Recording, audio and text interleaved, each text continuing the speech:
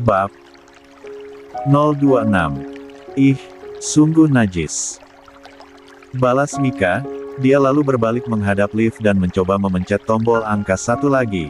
Anehnya, pintu lift malah terbuka. Kenapa tadi tidak mau terbuka sih? Gerutunya lalu segera masuk dengan cepat. 175. Begitu masuk dan berbalik menghadap kembali ke arah Dika, rupanya Dika masih berdiri di luar lift masih menatapnya datar.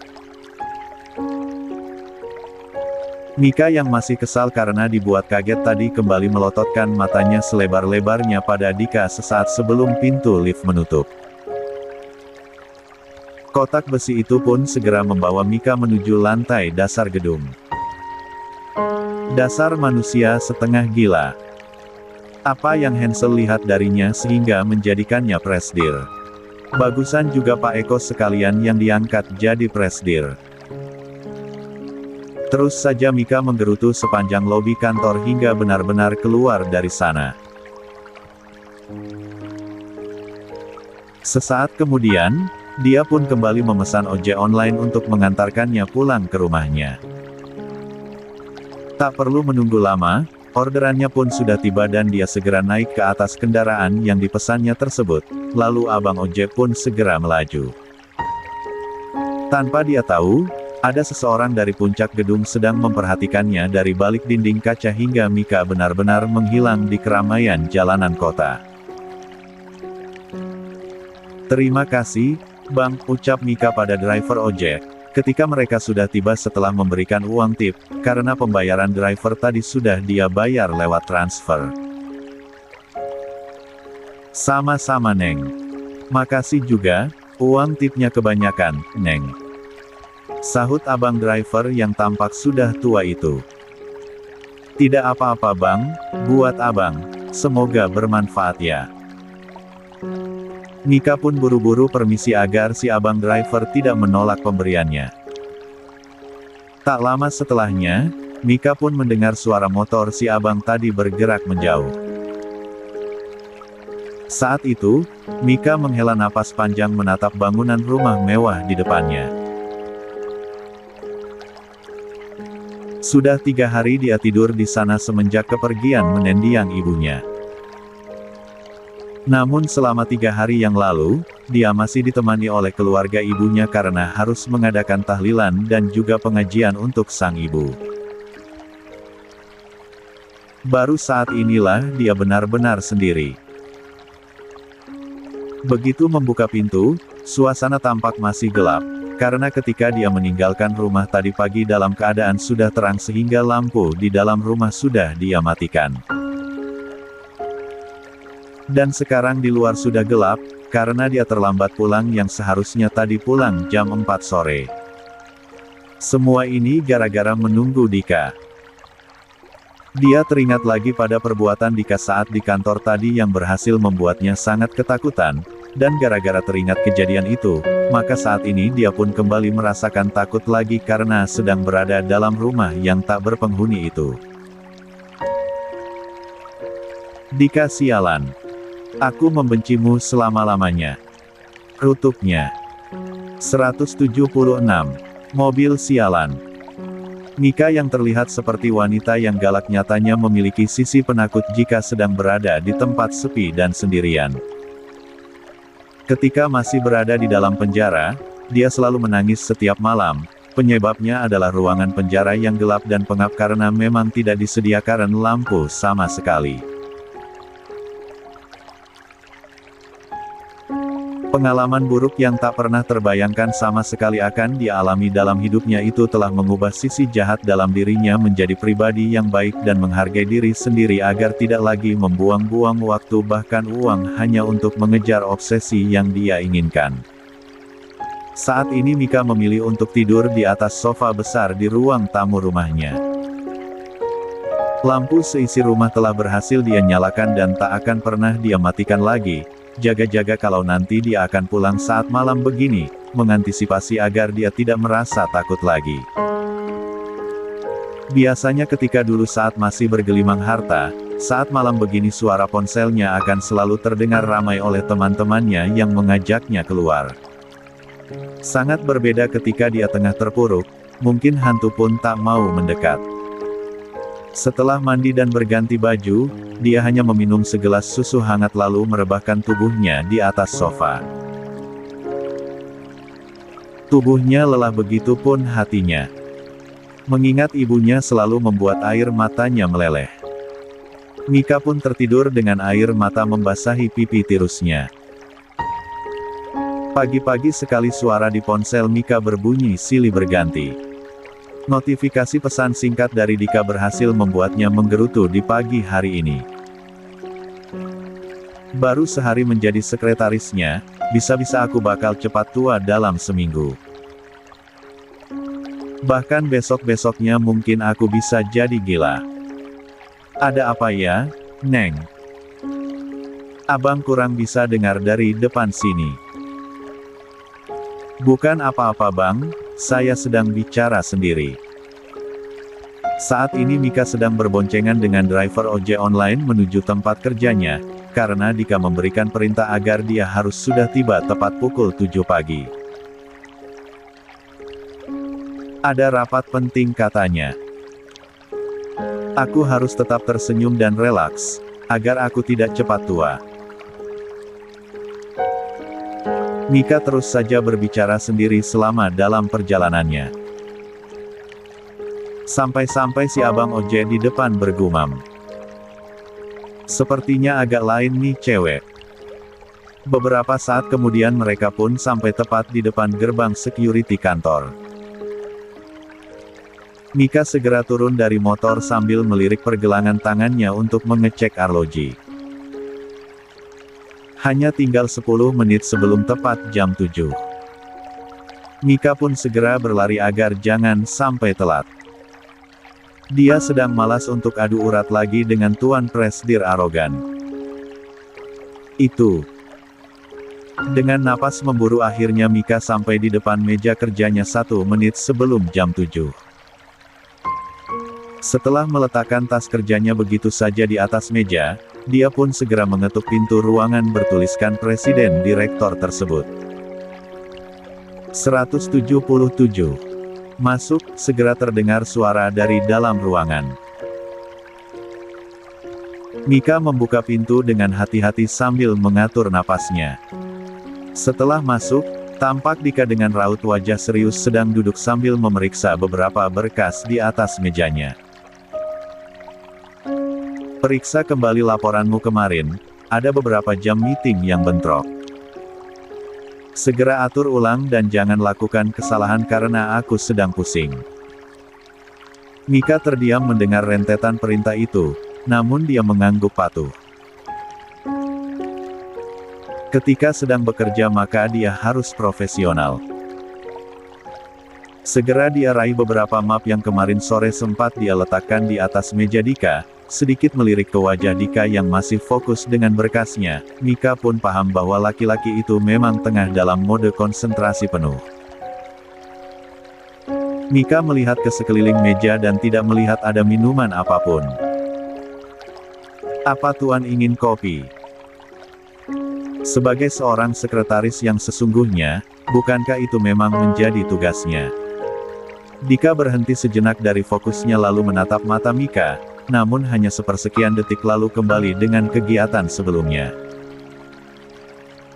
Iya, aku memang butuh kopi, sahut Dika sambil menggerakkan penanya di atas kertas, sepertinya sedang membubuhkan tanda tangannya. Mika mengangguk.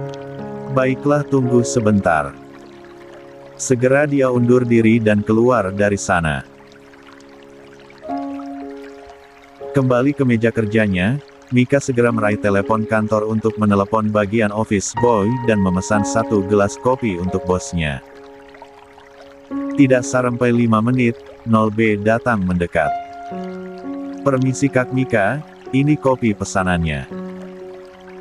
Mika yang fokus pada pekerjaannya segera menyahut. Lia, tolong bawa masuk ke dalam. Ok pun mengangguk lalu bergerak mengetuk pintu. Masuk. Suara bariton dari dalam. Tunggu. Cegah Mika sehingga Mas Op tak jadi membuka pintu. "Ada apa ya, Kak?" tanya Op. Mika segera berdiri. "Sini biar aku saja yang bawa masuk." "Makasih ya," ucapnya segera meraih nampan berisi gelas kopi. Mas Op tampak sedikit canggung karena selama dia mengenal Mika, ketika dulu Mika masih bekerja sebagai sekretarisnya Hansel, tak pernah sedikit pun Mika berucap ramah padanya. Malahan sering memerintahnya ini dan itu sambil marah-marah. Mika pun masuk setelah membuka pintu ruangan. "Ini kopinya," ucapnya seraya meletakkan satu gelas kopi di atas meja Dika sedangkan nampan tadi masih dia pegang. 178. Dika melirik ke arah gelas kopi. "Apa kamu yang membuat kopi ini?" tanyanya tanpa menatap Mika. Mika pun ikut melirik kopi hitam itu. "Itu Op yang buat, saya hanya memesankan." "Lain kali buatlah sendiri, itu adalah tugasmu bukan Op," tegas Dika. "Baiklah, Tuan," sahut Mika dengan tenang. "Cih, manis sekali," sindir Dika masih menatap berkasnya. Mika hanya menghela napas, harus sabar ucapnya dalam hati. "Saya permisi agar pekerjaan saya cepat selesai." Dia pun memutar tubuhnya dan dengan cepat keluar dari ruangan yang membawa atmosfer negatif bagi otaknya itu. Dika pun menatap daun pintu yang tertutup itu sambil tersenyum miring. Entah apa yang ada di pikirannya, sepertinya dia sangat suka menyiksa Mika.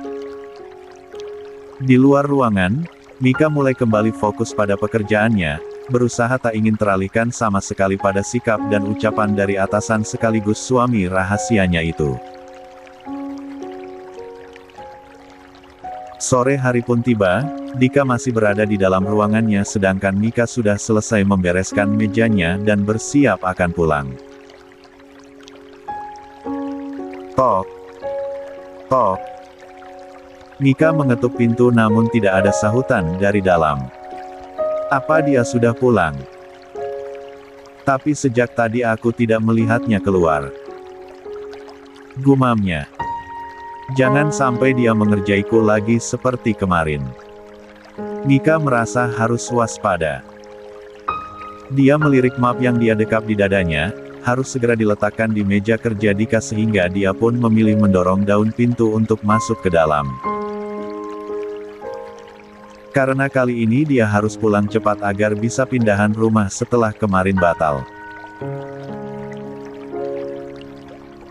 Setelah berada di dalam, dia tidak mendapati keberadaan Dika di meja kerjanya. Segera dia menatap sekeliling sampai akhirnya menemukan sosok yang dia cari. Rupanya Dika sedang menelepon di ujung ruangan dekat dinding jendela kaca. Pantas tidak dengar suara ketukan pintu. Mika bergumam. Setelah meletakkan map di atas meja, Mika ingin segera pergi. Namun sebelumnya dia menyempatkan menatap Dika untuk berpamitan sebagai seorang sekretaris yang baik. Namun, orang yang ditatap rupanya juga sedang menatapnya. Mika sama sekali tidak ada perasaan apapun pada lelaki yang telah sah menjadi suaminya itu, sehingga melihat Dika menatapnya intens, Mika hanya biasa saja. Berkasnya sudah selesai Tuan, saya pamit pulang duluan, ucap Mika. Lihat keluar, sedang hujan deras, sahut Dika sambil menutup panggilan teleponnya. Refleks Mika melihat ke arah dinding kaca di samping Dika yang menampilkan pemandangan luar gedung. Ternyata memang sedang turun hujan deras. 179. Mika merasa kesal, bukannya menolak rahmat hujan dari Tuhan itu, namun kesal karena bakal batal lagi untuk pindahan rumah hari ini kalau di luar sedang hujan. Karena asyik melamun memikirkan hujan, sampai-sampai Mika tidak sadar kalau Dika sudah berdiri di dekatnya, duduk bersandar di meja kerjanya dan bersedekap dada. Jangan melamun nanti kesurupan. Seru Dika. Mika yang kaget, refleks menatap orang yang tiba-tiba ada di depannya itu. Ya, dan hantunya adalah kamu. Sindirnya. Dia masih kesal tentang insiden kemarin. Bicara yang sopan pada atasanmu. Omel Dika. Mika menggerakkan jarinya lalu menunjuk-nunjuk Dika. Atasanku itu CEO, bukan kamu. Balasnya sengit. Padahal dia sudah berniat untuk tak ingin ribut dengan Dika pada hari ini. Namun melihat Dika yang selalu menyerang, dia pun terpancing juga. Dika meraih jari telunjuk Mika yang menunjuk wajahnya itu lalu menurunkannya. Apa kamu lupa kalau Hansel bahkan tidak menyukaimu lebih dari aku? Ucapan telak dari Dika mampu mengalahkan kepercayaan diri Mika. Mika melengos, dia sangat tahu kalau Hansel memang membencinya karena kejahatannya pada Kayla kala itu. Kalau bukan karena Kayla yang pemaaf, mungkin saja dia masih berada di dalam penjara sampai dengan saat ini. Dika diam memperhatikan wajah Mika. Mika itu manis, kulitnya coklat, wajahnya tirus, bibirnya tipis, hidung mancung dan matanya sangat cantik ditambah bulu mata yang lentik alami. Dika menyadari satu hal bahwa sekarang wajah Mika terlihat berbeda dari yang dulu, karena dulu wajahnya selalu dipoles full oleh make up macam-macam warna, namun saat ini benar-benar polos. Bahkan bibirnya tak diolesi pewarna sama sekali. Tatapan Dika berhenti di bagian bibir tipis namun sedikit berwarna pink muda alami. Tiba-tiba saja dia menelan ludahnya. Saya pamit pulang duluan, Tuan. Mika mencoba mengalah, karena dia memang sudah kalah sejak dulu. Dika benar, tidak akan ada siapapun yang menyukainya setelah apa yang pernah dia lakukan. Bahkan seluruh karyawan selalu saling berbisik setiap berpapasan dengannya. Dia sudah mendapatkan balasan seperti Kayla dulu, menangis di dalam toilet sudah dia alami ketika dadanya merasa sesak dengan sindiran demi sindiran dari wanita-wanita penggosip di dalam kantor itu. Mika sudah meraih gagang pintu dan akan keluar, namun Dika mencegahnya. Di luar sedang hujan deras, kamu tidak punya kendaraan. Aku akan berbaik hati mengantarkanmu pulang. Lagi, Mika menghela napas. Apa sih mau dia sebenarnya? Batinnya. Namun karena dia sedang lelah untuk memberontak, Mika pun diam sambil mengikuti langkah Dika dari belakang menuju lift hingga mereka tiba di parkiran mobil. Masuklah, aku tidak akan membukakan pintu untukmu. Ucapan Dika selalu saja menjengkelkan di telinga Mika. Mika pun patuh tanpa suara, membuka pintu depan dan segera mendudukkan bokong seksinya itu. Mobil pun 180 bergerak keluar dari parkiran, siraman air hujan langsung menerpa seluruh bagian mobil atas hingga ke samping. Tak ada percakapan selama mereka dalam perjalanan, hanya pemandangan derasnya hujan juga jalanan yang mulai macet oleh banyaknya pengendara yang juga habis pulang kerja seperti mereka. Hingga sampai di antrian lampu merah, mereka pun harus berhenti. Dika melirik sebentar ke arah sebelahnya, Mika tampak melamun menatap fokus ke arah depan. Kedua tangannya saling menggenggam, tampak seperti kedinginan. Lagi. Jakun Dika bergerak naik turun. Tiba-tiba dia teringat bahwa Hansel pernah bercinta di dalam mobilnya ini. Dika tersenyum tipis dan membatin. Aku tidak akan berdosakan jika melakukannya dengan istriku sendiri. Dia juga laki-laki normal. Dia lalu menoleh ke belakang melihat kursi penumpang belakangnya beberapa saat. Dia teringat kalau tempat itu pernah ternoda oleh Hansel dan Kayla. Sedikit terlintas keinginan konyol untuk melakukan hal yang sama juga. Dika pun kembali menatap ke depannya. Tidak, tidak akan. Aku tidak mau sial lagi karena mobil ini. 181. Mika bertemu Reza. Untuk kesekian kalinya Mika batal lagi membawa barang-barang yang sudah ia persiapkan sejak beberapa hari yang lalu untuk dibawa pindah ke apartemen barunya. Kali ini karena alasan hujan deras yang turun sejak kemarin sore dan baru reda ketika menjelang subuh. Semalam setelah diantar pulang oleh Dika, dia kembali memilih tidur di atas sofa ruang tamu rumahnya. Mika menghela napasnya saat menatap banyaknya koper berisi pakaian dan beberapa kardus berisi perabotan. Batal pindah lagi deh, semoga hari ini tidak akan ada halangan lagi, ucap Mika. Pagi ini dia sudah bersiap menunggu driver ojol yang dipesannya untuk membawanya ke perusahaan. Tak perlu menunggu lama, abang ojol pun tiba dan segera melaju setelah Mika naik ke atas motor. Selamat pagi, Mika. Sapa Rizky ketika Mika baru keluar dari lift yang berada tak jauh dari meja kerjanya. Mika tersenyum, setidaknya di kantor ini dia memiliki satu orang teman yang mungkin tidak tahu tentang aibnya. Selamat pagi, Kak Rizky. Panggil Rizky saja, kan aku sudah sering bilang. Rizky balas tersenyum. Mika terkekeh. Tapi kan kamu memang sudah tua, guraunya. Rizky bergerak mengusap belakang lehernya. Iya, aku memang sudah tua, tapi setidaknya jangan panggil kakak lah. Biar kita terlihat seumuran. Dia tersenyum hingga menampakkan gigi-gigi putihnya. Ya, ya baiklah. Kalau begitu aku permisi dulu ya, Rizky. Hahaha. Mika tertawa lalu meninggalkan Rizky yang mulai salah tingkah.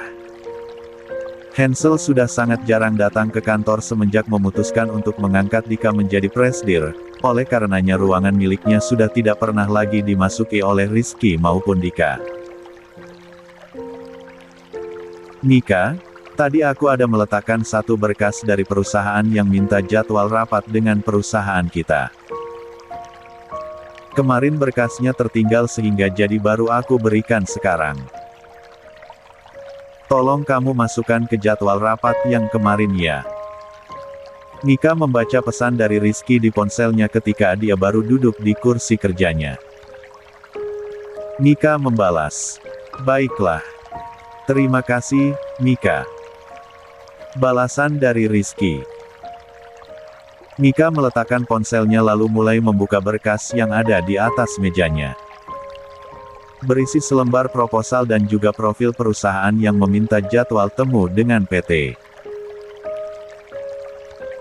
Sky Company. Pertama yang Mika lihat ada tulisan nama perusahaan di kepala surat proposal tersebut. PT Mega Perkasa. Keningnya langsung berkerut. Ini kan nama perusahaan milik saudaranya Papa.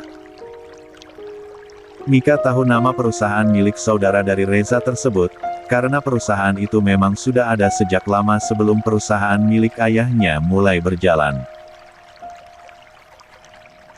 Dan saat ini, 182.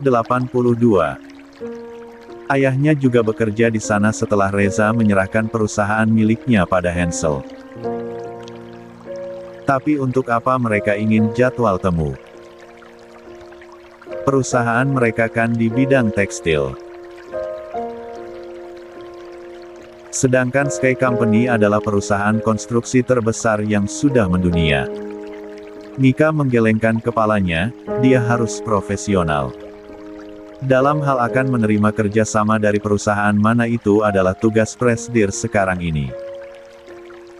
Dia hanya harus memasukkan nama perusahaan ke dalam list jadwal meeting mereka. Setelah mengetikkan data revisi dan mencetak berkasnya, Mika segera bangkit untuk menyerahkannya ke ruangan Dika. Tok. Tok. Tok. Tok. Apa dia belum datang? Gumam Mika. Dia pun melirik arlojinya, ternyata belum sampai jam 8 pagi. Dia teringat ketika dulu masih menjadi sekretarisnya Hansel, biasanya Hansel akan datang sekitar pukul 8 pagi. Pantas saja belum datang, ucapnya lantas mendorong pintu ruangan presidir tersebut. Meja kerja Dika sangat rapi, semua tersusun dengan baik. Setelah meletakkan berkas di atas meja, Mika pun berniat kembali keluar. Namun ketika dia membalikkan tubuhnya, kemunculan seseorang mengejutkannya. Dika berdiri di sana menatapnya datar, ternyata dia baru datang. "Selamat pagi, Tuan." Sapa Mika menunduk hormat. Dia selalu ingin berdamai dengan Dika, jika saja Dika tidak terus membuatnya terpancing emosi. "Apa yang kamu taruh di meja itu?" Dika bertanya sambil berjalan menuju kursi kebesarannya, lalu mendudukkan bokongnya di sana. "Itu data revisi jadwal rapat hari ini, Tuan." "Kenapa direvisi? Apa kerjamu tidak pernah becus?" "Mulai deh," batin Mika.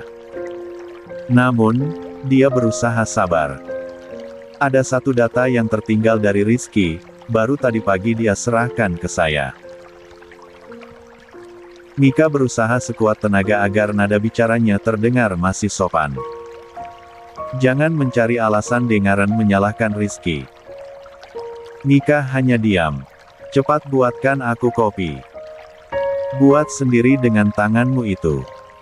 "Baik, Tuan." Mika berhasil mengendalikan emosinya, dia pun undur dari sana. Namun, satu suara terdengar dari lagi ketika dia sudah akan keluar dari pintu yang sudah dia buka. 183. "Jangan pula salah memasukkan garam bukannya gula ke dalam kopiku." Seruan Dika membuatnya mengepalkan kedua tangannya. Sambil memejamkan mata sejenak dia pun menutup rapat pintu tanpa menjawab sepatah kata pun. "Dasar pria arogan, angkuh, untung aku hanya istri sirimu. Kalau aku adalah istri resmimu sudah kuceraikan kamu dan kutuntut harta gono gini sebanyak-banyaknya agar kamu miskin sekalian." Mika menggerutu sepanjang jalannya menuju pantry kantor di lantai dasar. "Ses.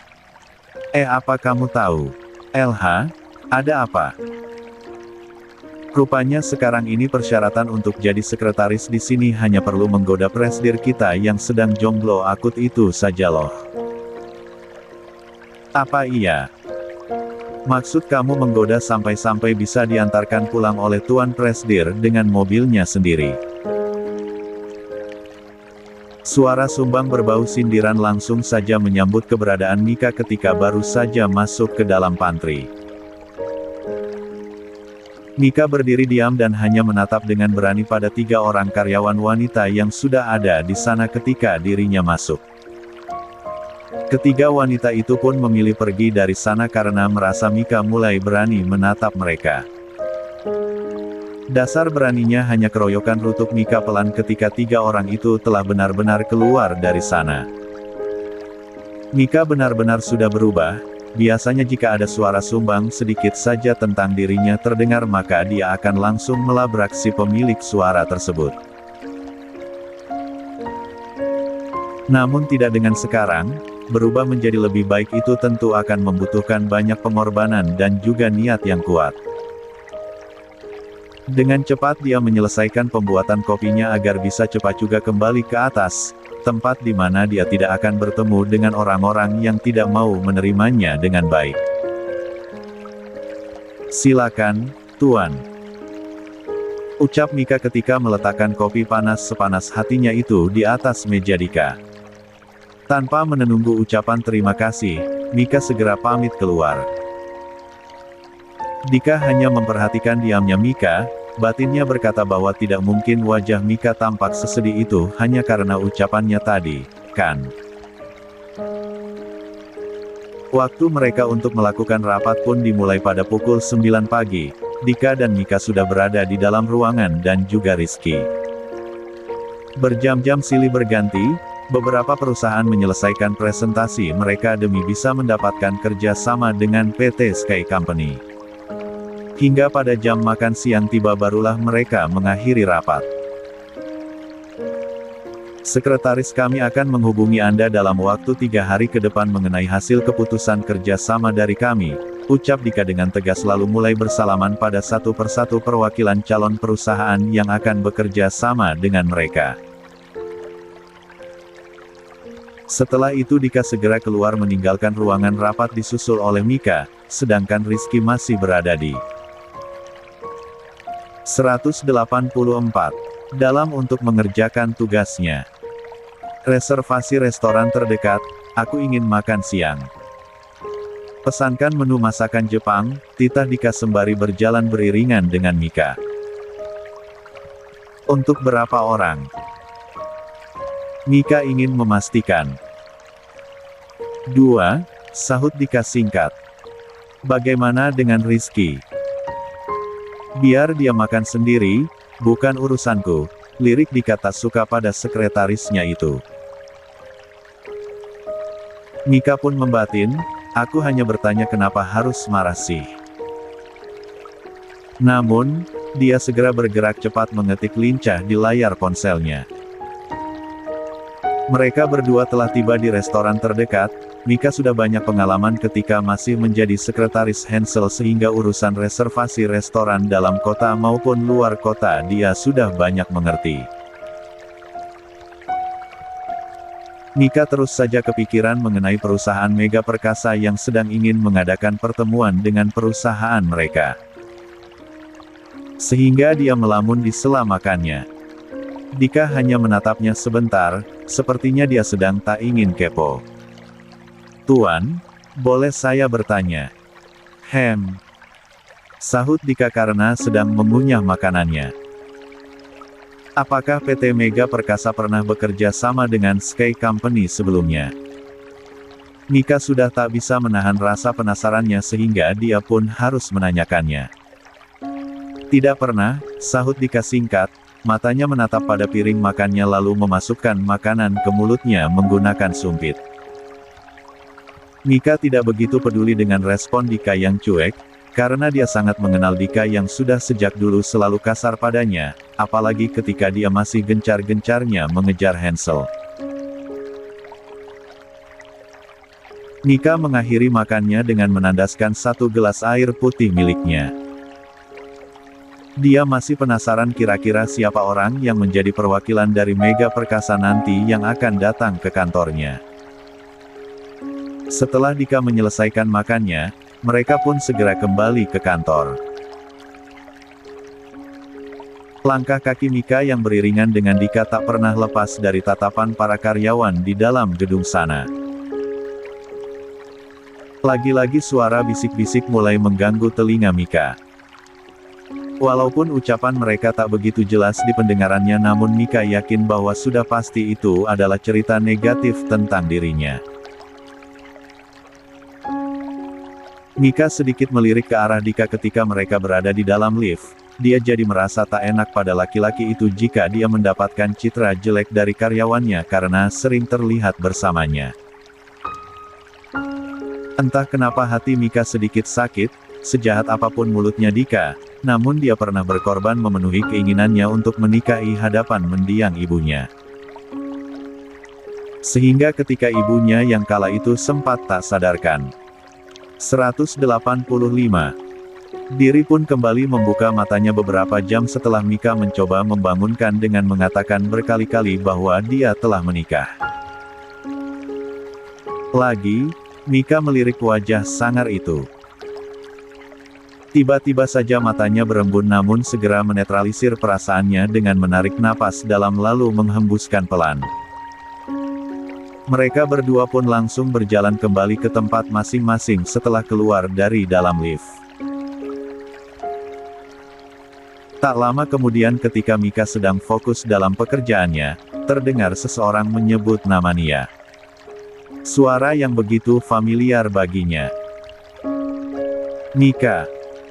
Papa. Mika sampai berdiri karena kaget, ternyata Reza lah yang datang untuk melakukan pertemuan dengan Dika. Reza tersenyum tipis pada Mika. Sayang, sekarang papa bangga padamu. Ternyata suamimu seorang presdir, ucap Reza. Mika membeku sebentar, dia lalu melirik ke kiri dan ke kanan takut ada yang mendengar ucapan ayahnya tadi. Papa, tolong jangan ucapkan itu lagi. Reza terkekeh. Kenapa tidak boleh? Harusnya kalian umumkan pernikahan diam-diam kalian itu, sayang.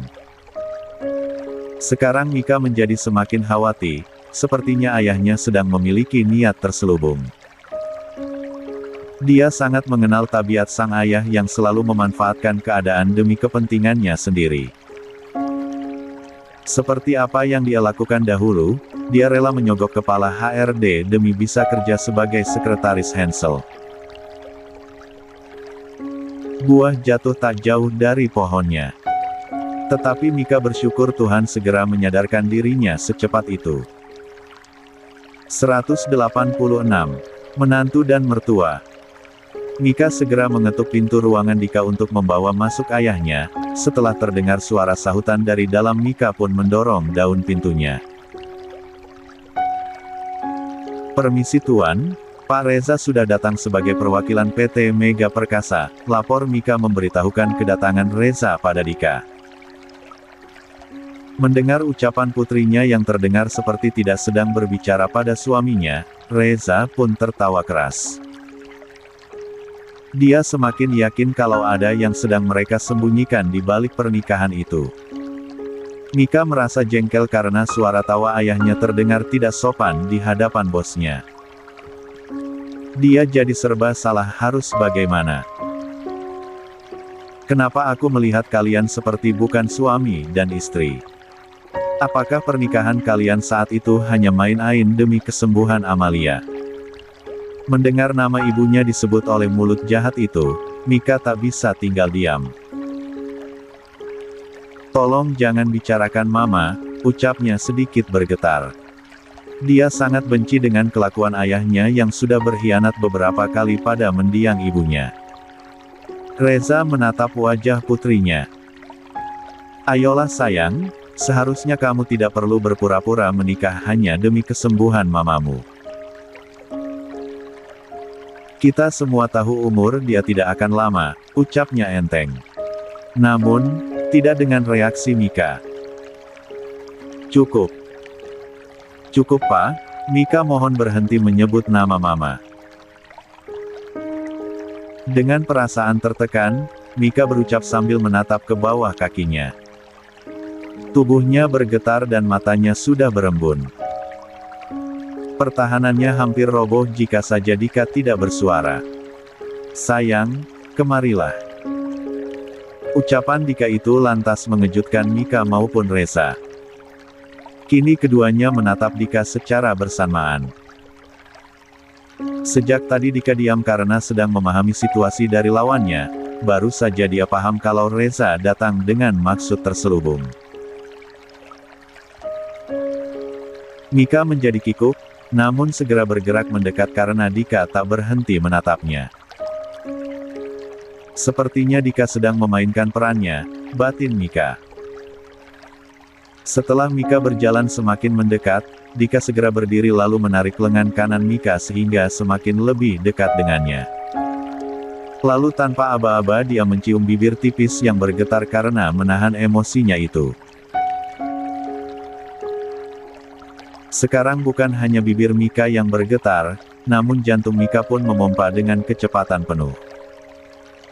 Dika menciumnya dengan lembut serta satu tangannya mengelus punggung belakang Mika. Hampir saja Mika terbuai jika tidak mengingat keberadaan ayahnya di dalam sana. Reza yang melihat kejadian tak terduga di depan matanya itu segera melengos tak ingin melihat lebih lama lagi. Sial. Rutuknya dalam hati. Dika baru melepas pagutannya ketika Mika meremas ke meja bagian dadanya, hampir saja dia lupa kalau ada orang lain di dalam sana yang sedang menunggunya menyelesaikan aksi tersebut. 187. Namun Dika masih fokus menatap mata Mika yang berjarak sangat dekat dengannya. Mika pun tak tahu harus apa sehingga dia juga hanya diam menatap Dika sambil mengatur napasnya yang sedikit sesak akibat serangan dari Dika tadi. Masuklah ke dalam ruangan itu dan tunggu aku. Ucap Dika setelah diam sejenak, lalu memberikan isyarat dengan matanya agar Mika mengikuti arah matanya yang menuju pada sebuah pintu di dalam ruangan itu. Mika tidak tahu ada apa di dalam sana, namun dia mencoba mengikuti permainan Dika karena ayahnya sedari tadi sepertinya ingin tahu tentang status pernikahan mereka yang sebenarnya. Mika hanya khawatir kalau ayahnya akan memanfaatkan Dika. Tanpa menunggu lama lagi Mika segera menuju pintu yang dimaksud Dika lalu masuk ke dalamnya. Dika kembali duduk di kursinya seolah tak terjadi apa-apa.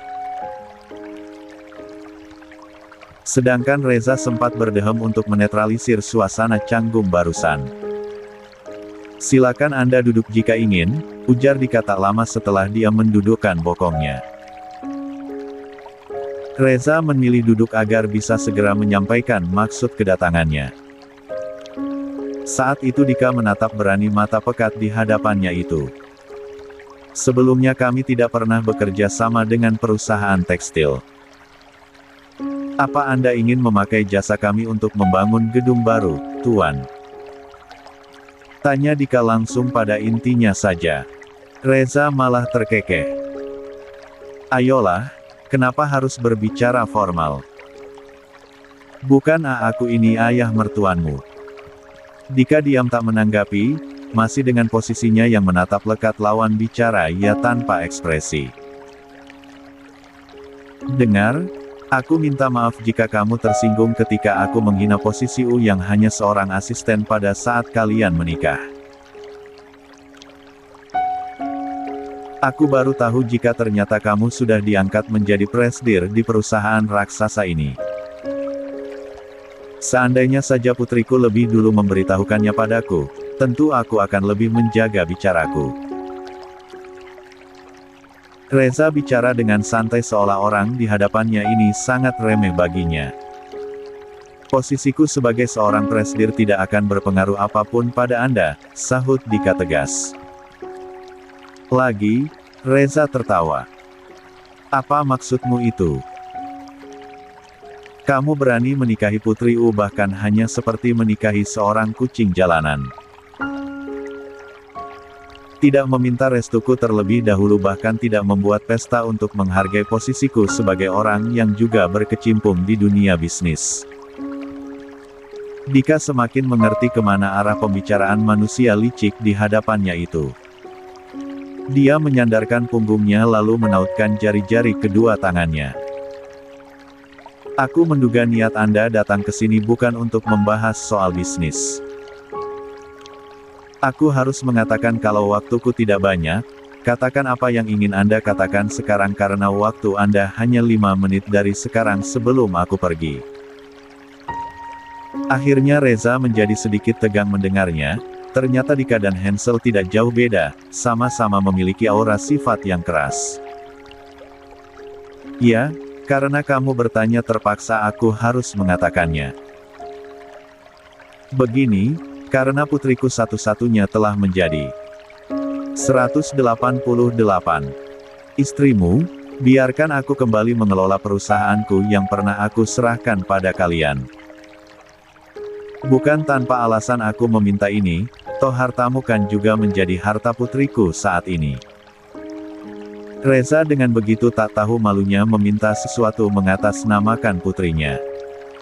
Dika tersenyum miring, sekarang jelas sudah apa tujuan dari patua sialan ini.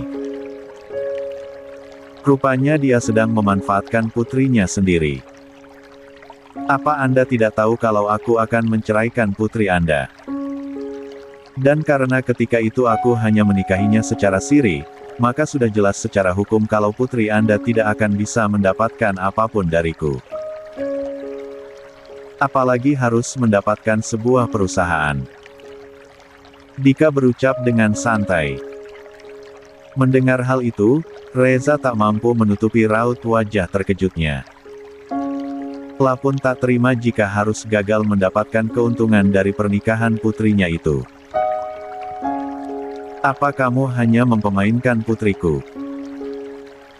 Reza naik pitam. Silakan tanyakan langsung pada putri Anda apa dan bagaimana sehingga pernikahan itu bisa terjadi. Dan sayangnya waktu Anda sekarang sudah habis. Silakan keluar. Tunggu. Kalau kamu akan menceraikan putriku, kenapa tadi kamu menciumnya di hadapanku? Reza masih tak terima dengan kegagalannya. Dika mendengus. Bahkan jika aku ingin menidurinya itu adalah aku sebagai suami sahnya. Aku masih belum menceraikannya, bukan? Dika tersenyum licik. Tiba-tiba saja ruangan terasa begitu panas bagi Reza, dia harus bicara empat mata dengan putrinya agar dia bisa tahu apa yang sebenarnya mereka rahasiakan.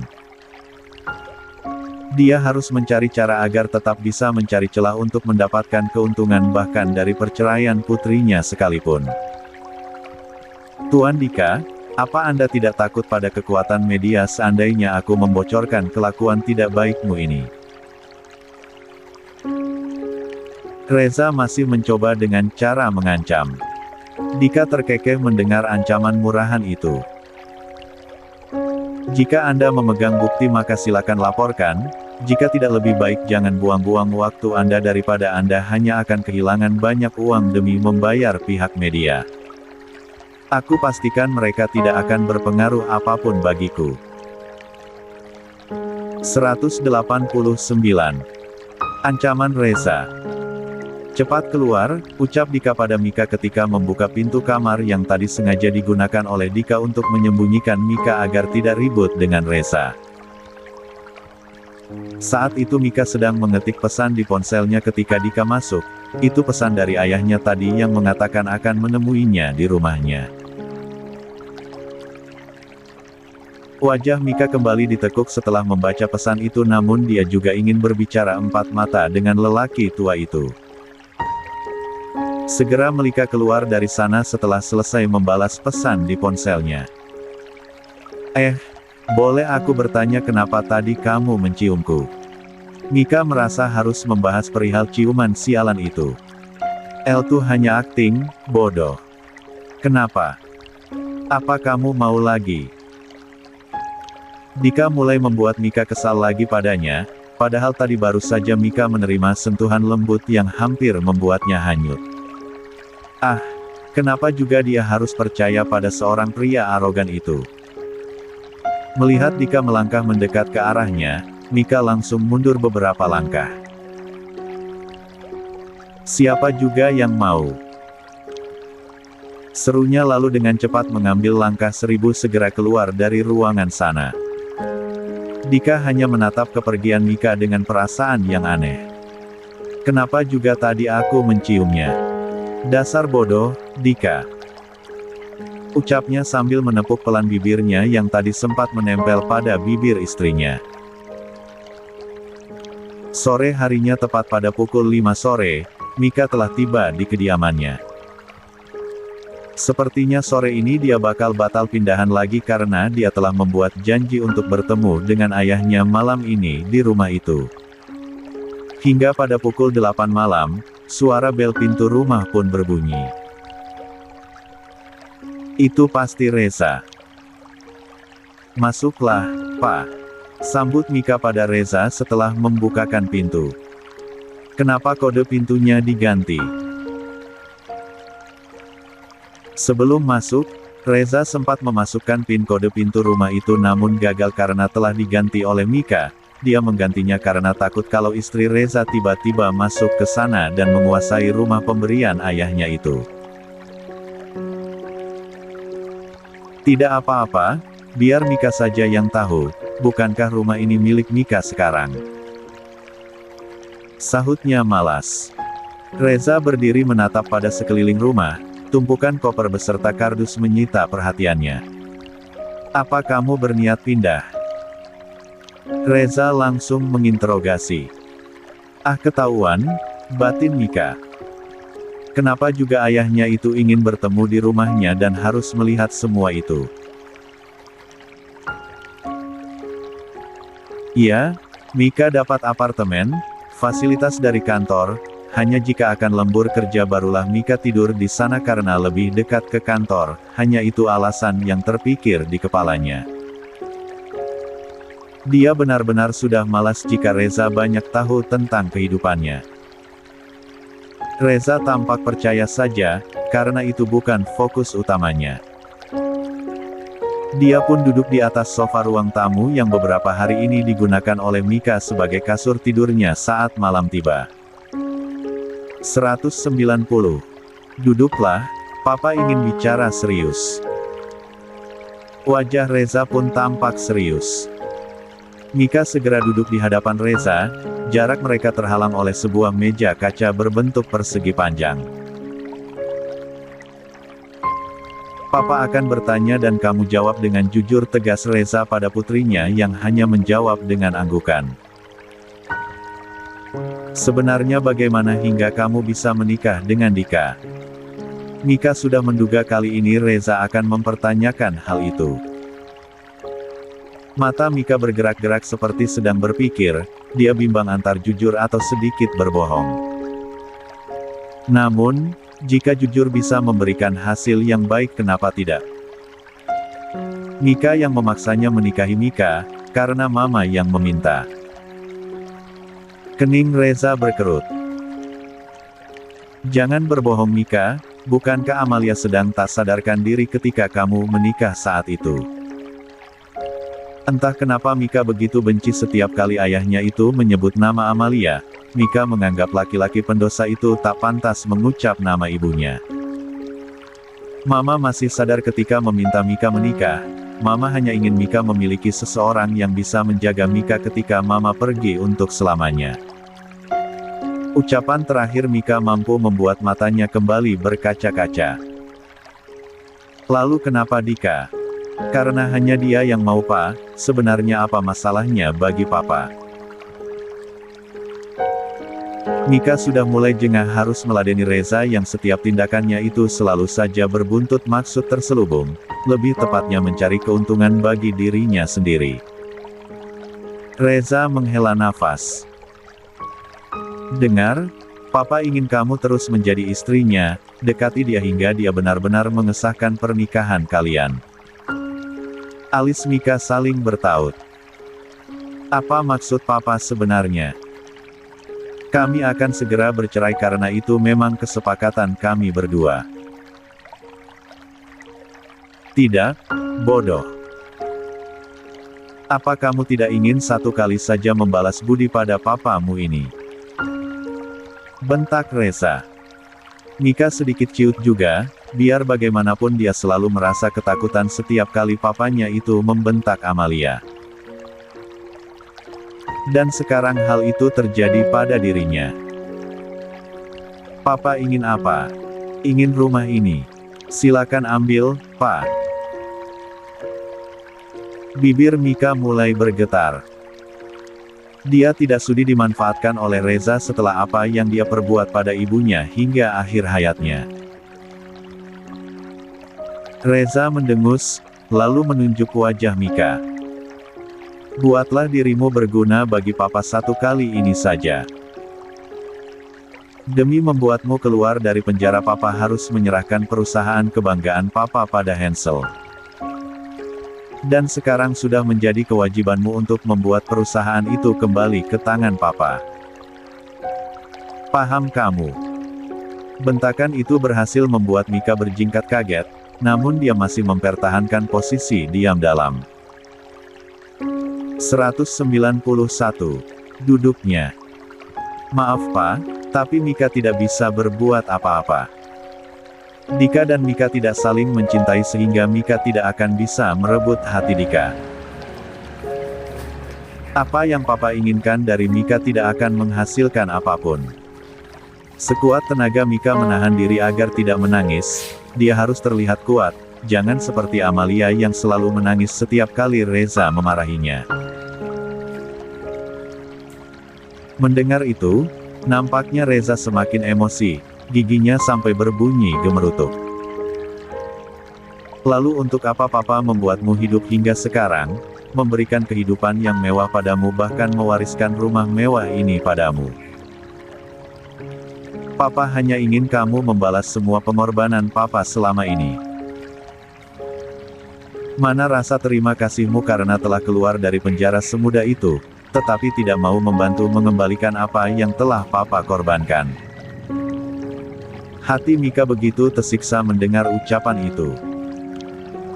Jika bisa menjerit tentu akan dia lakukan saat ini juga. Namun, Reza memang benar bahwa telah mengorbankan banyak demi membebaskan dia dari penjara. Dika orang yang baik, Pak. Ucap Mika memelas. Cih, sebaik apa dia dibandingkan papa padamu, Mika. Pikirkan baik-baik, dia tidak akan jatuh miskin jika hanya akan kehilangan satu perusahaan yang memang bukan haknya. Reza berdiri dari duduknya. Papa tidak ingin mendengar penolakan karena yang papa inginkan hanyalah mendapatkan kembali apa yang seharusnya menjadi milik papa. Dan hanya kamu bisa melakukannya, Mika. Ingat, jangan sampai Dika menceraikanmu sebelum pernikahan kalian tercatat resmi. Setelah itu kamu minta perusahaan papa kembali sebagai persyaratan cerai kalian nantinya. Itu adalah tugasmu.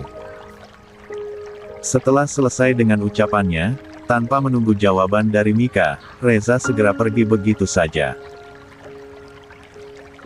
Ketika pintu telah tertutup rapat barulah air mata yang sedari-dari dia tahan mengalir bersama dengan suara isak tangis. Rumah mewah itu kini hanya menyisakan kenangan pahit, lahir dan besar di sana tak lantas memberikan memori indah bagi Mika. Mama. Mika lelah, Ma. Mika ingin ikut Mama. Tangisan pilu menggema di ruangan luas itu dan tak ada satu orang pun yang datang untuk sekadar memeluknya. Namun tanpa dia ketahui, Dika telah mendengar semuanya. Karena curiga pada Reza, dia pun memerintahkan anak buahnya untuk memantau kediaman Mika. Dan benar saja, Reza memang datang ke sana dengan tujuan liciknya. Dika tidak takut sama sekali, dia bahkan akan menunggu pergerakan apa yang akan dilakukan oleh kedua ayah dan anak itu. Menghadapi mafia bersenjata saja sudah biasa baginya, apalagi hanya seorang wanita lemah seperti Mika. 192. Biar aku yang pergi. Pagi ini di perusahaan Sky Company, aktivitasnya ramai dan sibuk seperti hari-hari biasanya. Jam masih menunjukkan pukul 9 pagi yang menandakan bahwa seluruh karyawan baru saja memulai tugas-tugasnya. Apalagi saat ini hari Sabtu, maka seluruh karyawan dengan giat harus bekerja hingga selesai tepat waktu agar tidak harus lembur. Secara mau malam mingguan. Tok. Tok. Pintu ruangan Dika diketuk. Masuk, serunya dari sana. Setelah pintu terbuka, tampak Rizky sedang membawa sebuah paket. Tuan, ada paket untuk Anda. Dika mengernyit, seumur-umur belum pernah ada yang mengirim paket padanya, begitupun dia yang belum pernah berbelanja online. Rizky meletakkan sebuah paket berbentuk map coklat yang tertutup rapat menggunakan lakban berwarna coklat di atas meja Dika. Di mana Mika? Tanya Dika, bukankah seharusnya sekretarisnya itu yang menerima paket seperti ini? Mika sedang berada di ruangan divisi iklan, Tuan. Jawab Rizky. Melihat Dika mengangguk, Rizky pun undur diri. Setelah Rizky keluar, Dika hanya melirik ke arah map coklat tersebut, dia masih belum tertarik untuk membukanya. Bip. Suara pesan masuk di ponsel Dika. Pesan dari anak buahnya yang berada di mansion. Tuan muda Gavin terjatuh dari anak tangga di lantai dasar tuan, sekarang sedang menangis. Dika itu mata-matanya ada di mana-mana, suasana mansion pun harus tetap diawasi karena walaupun sudah tidak menjadi asisten pribadi Hansel lagi, dia tetap memilih untuk mengawasi mereka agar bisa memastikan keamanan Hansel dan keluarga kecilnya itu. Gavin jatuh. Hansel pasti sedang asyik main kuda-kudaan bersama istrinya, tebak Dika. Dia begitu menyayangi keponakan nakalnya itu. Anggun dan Maxim sedang berada di Jerman saat ini sehingga Gavin bisa bebas berkeliaran dalam mansion jika tidak sedang diawasi dengan ketat oleh oma dan opanya. Pengasuhnya pun kalah dengannya. Sedangkan Hansel, Dika paham betul bagaimana sahabatnya yang mesum itu, tak pernah ingin jauh-jauh dari istrinya bahkan selalu mengurung istrinya di dalam kamarnya. Dia bangkit berniat untuk melihat keadaan Gavin, dia ingat keponakannya itu jika terjatuh pasti menangis secara berlebihan seolah sedang tersakiti. Sangat manja. Namun ketika sudah berdiri, Dika melihat lagi ke arah map yang masih menunggu untuk dia buka itu.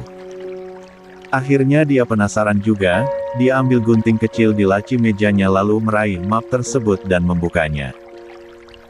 193. Setelah mengeluarkan isinya, mata Dika pun membola maksimal. Ternyata isinya adalah sepasang buku nikah berwarna hijau tua dan merah maron. Apa-apaan ini? Aku tidak pernah mengurus surat ini. Dika membuka isi buku tersebut dan jelaslah terlihat fotonya dan juga foto Mika di dalam masing-masing buku nikah tersebut. Siapa yang sudah berani berbuat begini tanpa perintahku? Dia membolak-balik map coklat tadi namun tidak menemukan juga siapa pengirimnya. Segera dia rogoh ponsel di saku dalam jasnya dan menelepon penghulu yang dulu menikahkan mereka. Siapa yang sudah membuat buku pernikahan aku dan wanita itu? Dika langsung saja bertanya begitu panggilan teleponnya tersambung. Ada jeda sejenak sebelum Pak Andi menjawab. Saya, Tuan. Sahutnya gugup. Apa aku pernah menyuruhmu membuatnya, Pak Andi? Seru Dika kesal. Tidak Tuan, bukan Anda. Kening Dika mengernyit. Apa maksudmu? Siapa yang sudah berani bermain-main denganku? Dika mengira bahwa Mika yang melakukannya karena Mika diminta oleh Reza untuk mengesahkan pernikahan mereka agar perusahaan Reza bisa direbut kembali melalui Mika. Maafkan saya Tuan, tetapi Tuan Hansel yang memberikan perintah untuk membuatkan buku pernikahan Anda dan Nona Mika. Apa? Hansel. Bagaimana bisa? Dika kaget bukan main, apa Hansel sudah tahu tentang pernikahan rahasianya? Karena Tuan Hansel telah mengetahui pernikahan Anda, Yuan. Siapa yang memberitahu dia? Maaf Tuan, saya diminta oleh Tuan Hansel untuk selalu melaporkan apapun padanya. Apa? Kamu dipecat? Teriaknya emosi lalu memutuskan panggilan teleponnya. Ah, sial. Sejak awal aku memang lupa untuk mengatakan pada Pak Andi bahwa pernikahan itu adalah rahasia. Dika memijit keningnya. Jika Hansel sudah tahu maka dia pasti akan ikut campur. Dika melempar begitu saja dua buah buku pernikahan tersebut ke atas mejanya. Dia melanjutkan niat awalnya yang tadinya ingin pulang ke mansion untuk melihat kondisi Gavin.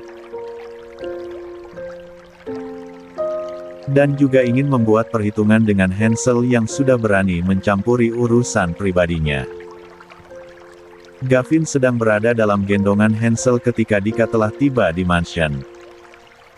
"Halo jagoan, Uncle dengar kamu tadi terjatuh dari tangga," sapa Dika pada Gavin. Mata bocah itu masih terlihat sembab. 194. "Kenapa kamu ada di sini?" tanya Hansel. "Ya, aku hanya ingin melihat keponakanku karena Jordan bilang kalau Gavin terjatuh dari tangga." "Entah kemana kedua orang tuanya," sindir Dika. Hansel masih dengan posisi menggendong putra sulungnya itu. "Gavin kuat seperti papanya," sahutnya.